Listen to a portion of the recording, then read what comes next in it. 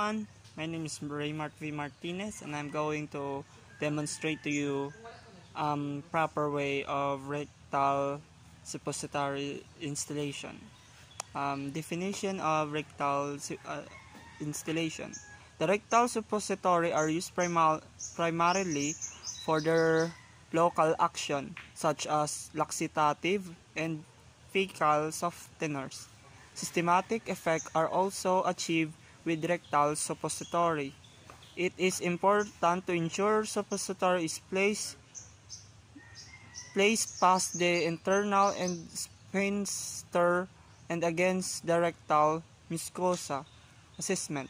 Assess the rectal area for any alteration in integrity. 2. Assess the recent laboratory values, particularly the patient WBC and platelet counts. Patients who are thrombocytopenic or neutropenic should not receive rectal suppository. 3. Assess the body system for particular medication being administered. 4. Assess the patient for allergies. 5. Verify the patient's name, dose, route, time of administration. 6. Assess the patient's knowledge of the medication. And 7. Assess the patient's ability to cooperate with the procedure. Objectives. Instill directly the medication suppository into the rectal area. 2. To provide means of rectal evaluation. 3. To obtain desired therapeutic effect. Equipment: suppository, water-soluble lubricant, clean gloves, and medication card. Equipment.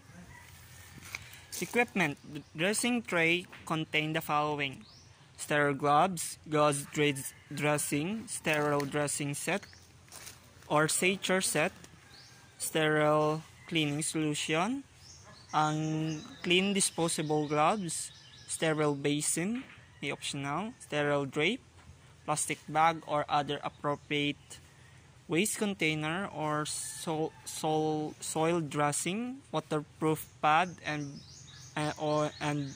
bath blanket, tape or ties, surgery pads or ABD pads, and additional dressing and supply needed or required by the physician's order.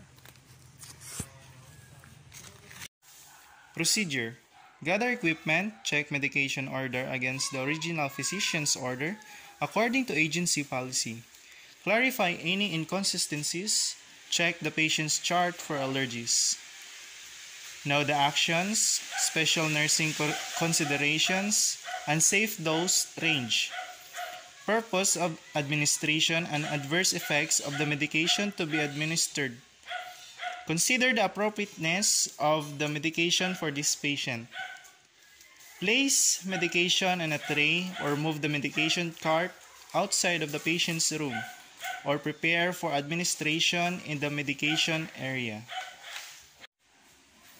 Transport medications to the patient's bedside carefully and keep the medication inside at all times. Identify the patient by checking the name and identification on the patient's identification band or ask the patient to state his or her name. Explain procedure to the patient. Ma-insert kami suppository sa imo nga inay. Perform hand hygiene and wear gloves.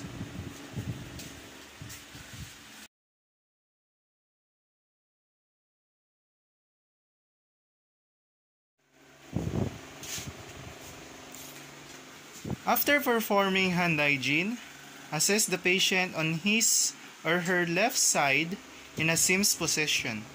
Drape according to only expose the buttocks. Change lang yung position.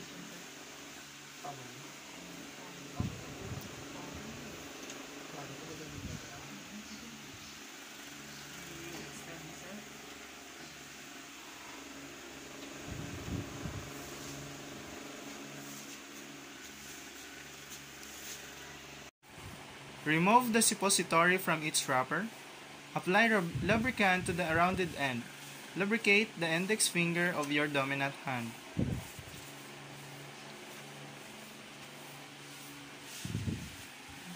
Separate the buttocks with non-dominant hand and instruct the patient to breathe slowly and deeply through the mouth while the suppository is being inserted.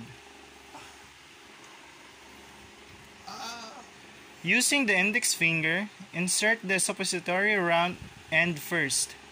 Along the rectal wall, insert about 3 to 4 inch.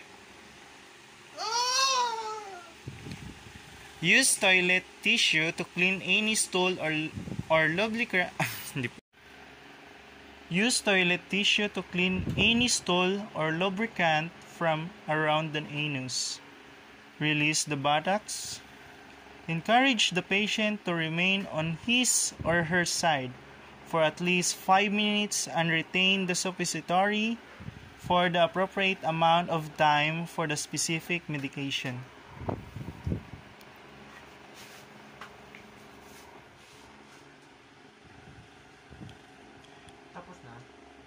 Perform hand washing. After performing hand hygiene, assist the patient to a comfortable position. Evaluate patient's response to the procedure and medication.